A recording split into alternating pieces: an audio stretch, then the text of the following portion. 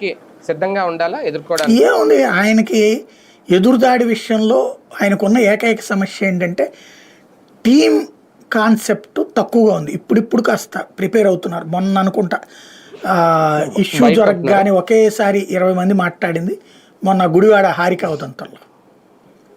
వాస్తవంగా ఒక సిస్టమ్ కనీసం ఒక 100-200 మంది ఇష్యూ జరగగానే రెస్పాండ్ అయ్యేటట్టు ప్రతి జిల్లాలో ఉండాలి, ప్రతి పట్టణంలో ఉండాలి. నా కార్యకర్త ధైర్యం చేయట్లేదంటే ధైర్యం చేసేవాడిని కార్యకర్తగా మొబలైజ్ చేయాలి. కార్యకర్తలు 2 రకాలు ఉంటారు. ఆల్రెడీ ఉన్న కార్యకర్త ధైర్యం చేయటం, ఇతను ధైర్యం చేయనప్పుడు ధైర్యం చేసేవాడిని కార్యకర్తగా మొబలైజ్ చేసుకోవడం. అది ప్లాన్ చేయట్లేదు ఇంకా ఆయన. కానీ ఇది 2 పార్టీల్లో కనిపిస్తుందా సార్ లోపం? మన బాబు గారు కూడా ఇదే మాట అన్నారు. వేమిరెడ్డి ప్రశాంత్ రెడ్డి విషయంలో మాట్లాడినప్పుడు సరిగ్గా ఎవరు వచ్చి మాట్లాడలేదు అని చెప్పి ఆయన అన్నారు.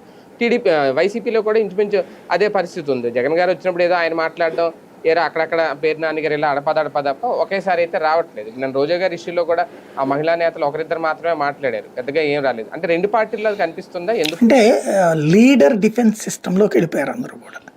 ఇవాళ రోజున ఎవ్వరూ కూడా ఓవర్ రియాక్ట్ అవ్వద్దు మనం.